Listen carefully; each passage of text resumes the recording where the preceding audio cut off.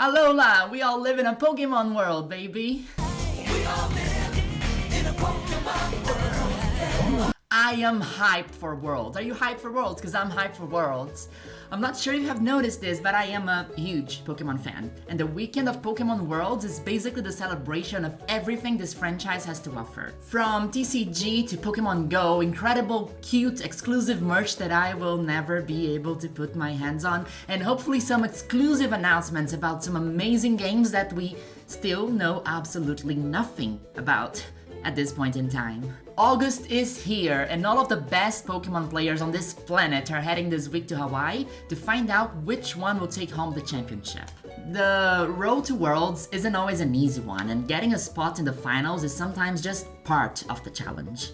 I recently shared a story about a Brazilian Pokémon Unite team on my Twitter account, which was at risk of missing the entire competition due to an unprofessional US consulate employee. Horrible stuff.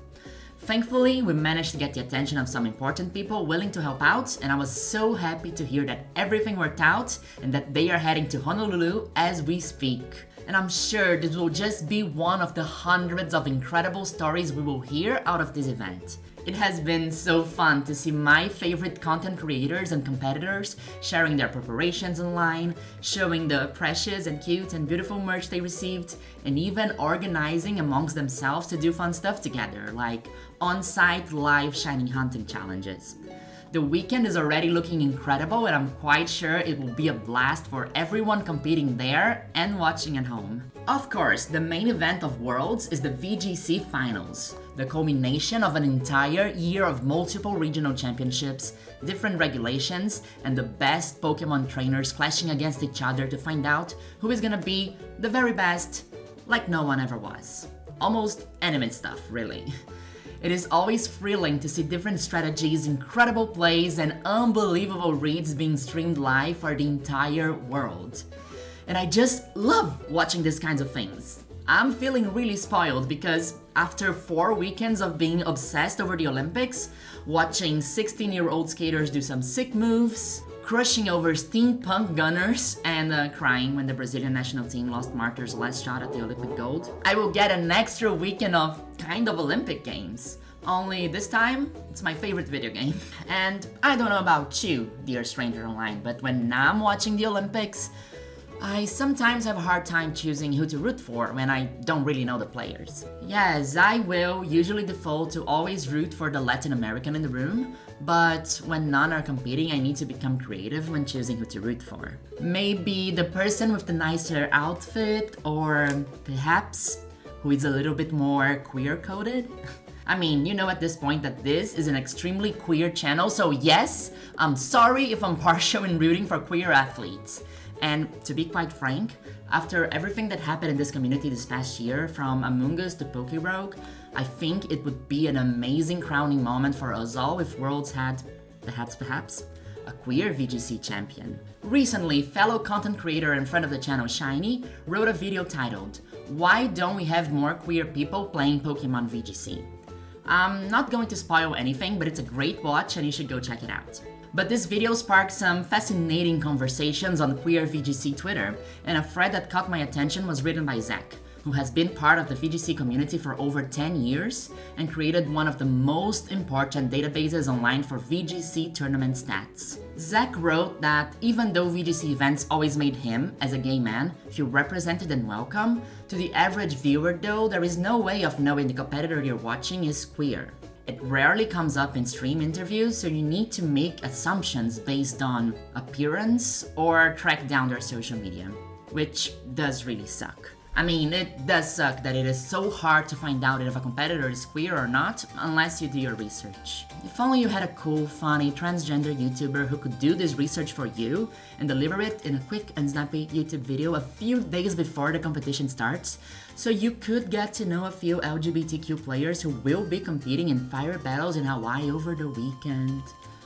If only you would like and subscribe to her channel as she sails the deep and treacherous waters of the YouTube algorithm, then perhaps your experience watching this incredible competition could be even more immersive. Well, dear stranger online, I'm always happy to help. I got in touch with a few queer voices that are super into VGC, and honestly, the short conversations I had were even better than what I was expecting. I wanted to introduce to you to some incredible queer players you should look out for this weekend for Pokémon Worlds 2024. And also, your disclaimer. This video is a quick accessibility video because Worlds is in a few days and I really want to have this out before then.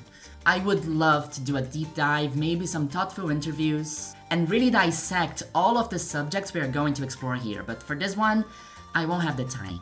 This is a conversation starter to maybe help you look at this competition and VGC events in general with different eyes after hearing what these players have to say. I'm not gonna cover everyone, I am going to forget about a few, and I am sorry, okay? I literally have a list of around 20 other competitors that I unfortunately just won't have the time to get in touch with.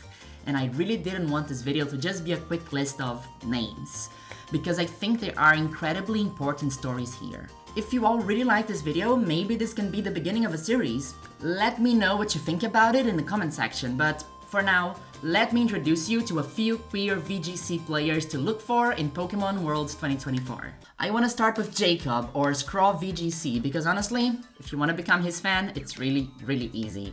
He's a really fun and open person who, for the past 2 years, has been heavily documenting his entire VGC journey on his YouTube channel to over 30,000 subscribers. You will have a lot of matches, analysis about held items, and breakdowns about the meta to binge in this build-up for Worlds. I watched his video titled My Journey to the Pokémon World Championships, and it's such an insightful look at how this community is shaped and how it might look like for a newcomer. After going over his childhood relationship with competitive Pokémon, mostly through Showdown, Scraw tells how he got back into the competitive scene after watching some Wolfie videos, and dove headfirst into it. Building gimmicky teams and experimenting with his friends, I think it is thrilling to hear him talking about his first international championship. So I booked a last-minute trip to Columbus for the North American International Championships, and oh my god, the atmosphere at international events is absolutely insane. The air is just filled with the love for Pokemon and the energy of everyone competing. It's electrifying. Walking into the convention center, I started to think about how excited I was to prove I could succeed. It's honestly a great watch, and I will leave the link to it in the description of this video. When I reached out to Scraw, he told me that if you ever go to one of these events in person, you will see that they are unapologetically queer. Competitive Pokemon is a welcoming place where people with all different backgrounds can find their community, and while I know it sounds like a cheesy tagline, it's just true. You hear about drama and bad actors all the time, but that's just how the internet is.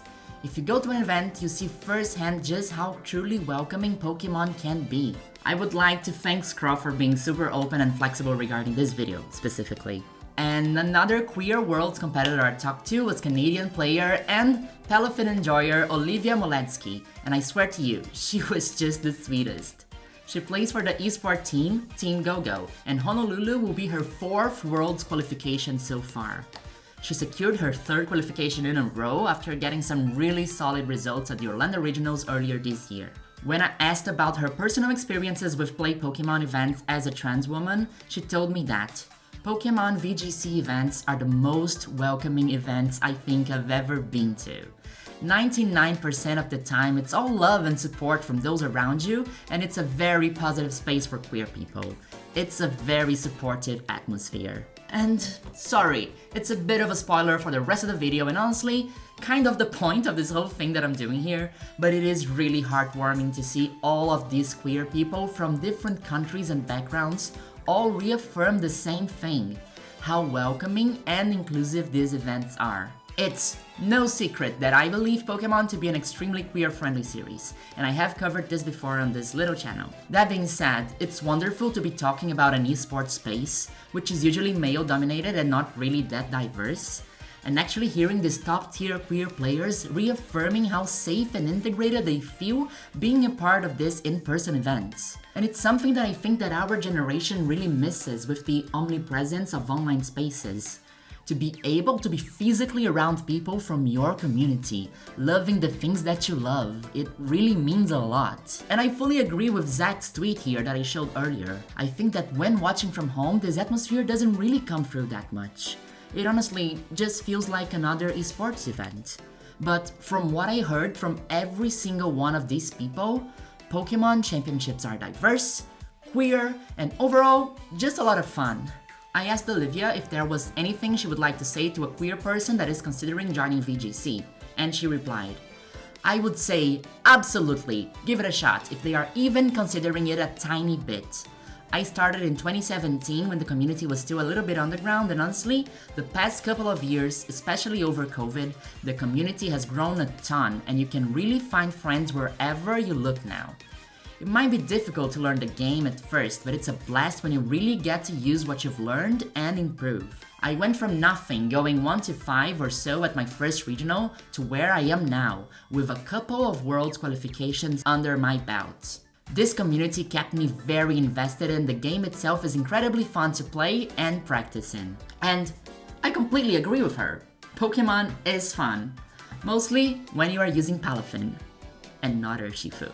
Going next on our list, I think I'm having some connection issues. What's happening? Hello. Hi. Hi, I'm Shiny Dex, and I am indeed hijacking this video. Because VGC and queer people in VGC is my thing, Cecilia. It's my thing.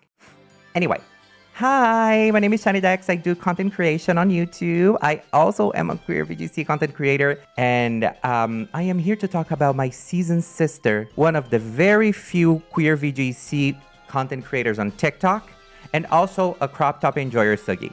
Now, Sugi is one of the sweetest people I know in my life. He was an icon who won the very first Girly Pop Cup that I organized with my friend Miss Cookie Dough in February this year. But that's not what I'm here to talk about. I'm here to talk about him going to Worlds, which is next week, and that icon will be there, and we all should be watching for him. Sugi has started playing VGC competitively last year, and he started creating content around Pokemon and gaming a little bit before that. Now, because Sugi had a following on the internet, when he decided to go to his first regionals, a lot of people already knew him from his videos, including some big players like Victor Medina. Now, Sugi, for me, is one of the players that most represent how can you bring girly pop into the actual official VGC events. Because he is a person that understands there's a meta to be played, but he's also a person that really tries to bring that girly pop aspect to it. So for example, he debuted in 2 regionals this year, and this is his first. Here in London, he debuted using a Clefable. In the beginning of the year, he debuted using Walking Wake and Ogre Pond Stone, which were both Pokemon that people were not giving much attention to, but he was able to debut and showed their power. So Sugi had always a great experience playing Pokemon VGC in all these events. It was always a welcoming experience, and I like his perspective on this because he is a person that the majority of the people around him on his VGC community are straight people, and he never felt anything bad, or he always felt very welcome, and he attributes that to 2 factors. One, the people around him are extremely accepting, and the second is that he says he's able to mask it up, be a bit more mask or a bit more mask passing when he needs to, which is a little bit of delusion, but that's fine. I love you, Sugi. So I'm very happy to have Sugi as part of my close group of friends in VGC. He will be the first one to say yes to everything girly pop that I try to create in this world to bring more girly popness to the world of VGC and bring more queerness to this world. So I think, yes, you should go and you should support Sugi. I am hoping that Sugi appears on that stream, winning some battles and showing that we as queer people are very good at what we do, okay? So now I'm gonna let y'all go and let Ceci finish her video because I am so nice and because I'm not gonna take that much space from a trans woman because I do have at least a little bit of, like common sense. So thank you, bye, bye, bye, bye. Am I back? Is it good? Okay, we're back. We're fine. Everything's under control. What was I talking about again? Probably queer people, right? I had the privilege to talk to Z Costagliola, an American VGC player who has finished top 8 in the San Antonio regionals this year, and they told me such lovely stories. Like how they got into VGC through, surprise surprise, Pokémon Showdown back in 2012 with their cousin using their grandma's computer. They competed in their first regional in 2013, but it was only with Omega Ruby and Alpha Sapphire that things started getting serious. Their first Worlds qualification came in 2016, which they attended with their parents. That tournament was what really cemented my love for competitive Pokemon and the VGC experience. and I've played every year in some capacity ever since. I also asked them for their fondest VGC memory, and they told me about the finals of the 2019 Knoxville Regionals, playing against their friend Kyle Livinghouse. We had gone through some very stressful travel ordeals to even get to the regional in the first place, and ended up having to play day 1 on no sleep. Even though I lost the finals, to make it there and share it with one of my best friends after all the chaos will always be my favorite memory of competing. As for their advice for new players, Z told me, I think VGC is a super welcoming space for queer people. While we could always use and welcome some more representation at the top tables, the odds are that any one person or group of people you bump into are going to be accepting and welcoming. So if someone has had any thoughts about getting into the game but is hesitant, I would just say to jump into it. And also, my DMs are always open for new players with questions, but I am specifically always happy to help queer players get introduced into the game. And just as a reminder, Z's socials, along with every single other person that I'm mentioning here, will be linked under this video if you want to get in touch. Last but definitely not least, I want to tell you one last story. A Clefairy story. A love story. And how do I love love stories? I love love. And Clefairy. Montana Mott was relatively new in the scene when he arrived in Los Angeles in May of this year. He had competed in a few regional events, with his best positioning until then being top 32. Sporting a roster of mighty Pokémon and a cute tiny fairy who's obsessed with the moon, Montana stood out amongst big and veteran names to reach the finals against Ryan Haig. Montana excelled against the very powerful Urshifu Pelipper Rain team and played an extremely solid final match. Going to be able to go for an attack here. This Urshifu might just be down for the count, as it's going to be the Draining Kiss. Getting a little bit more boost thanks to that Fairy Terrestrialization. It's just a one-hit knockout anyway. And with that, Draining Kiss, Montana Mott becomes your Los Angeles Regional Champion! So well played from Montana. 2 different game plans. Montana was the LA Regional Champion, and perhaps no one was more proud of this than his boyfriend, Zach. Before we get into that, we want to celebrate the community. You guys who have been in on the conversation all weekend long. Zach, that's my boyfriend, that's my soulmate. He's so good at Pokemon. I'm so proud of you, Montana, and how much you've grown and how hard you've worked for it, and you are the light of my life, and I love you so much. I hope I captured all of that capitalization energy in that post. Montana, a player who has so quickly improved at this game and put so much work into getting better, has played so consistently over the course of the season and has it paying off moving into the finals. And it's really great to see how proud Zach is back at home watching. Of course. Like, come on! Seeing Queer Love live on the official livestream of a Pokemon Regional Championship. This is so cute, like... Montana told me he was really happy to see the positive reception to Zach's post, and in general the positive reception to winning LA. I had many members of the queer community reach out with kind comments, and it really helped me feel embraced by the community. Montana has now secured his spot for his first Worlds, and he is arriving there with confidence really high up. He also told me that to any queer person who wants to join VGC, please jump in.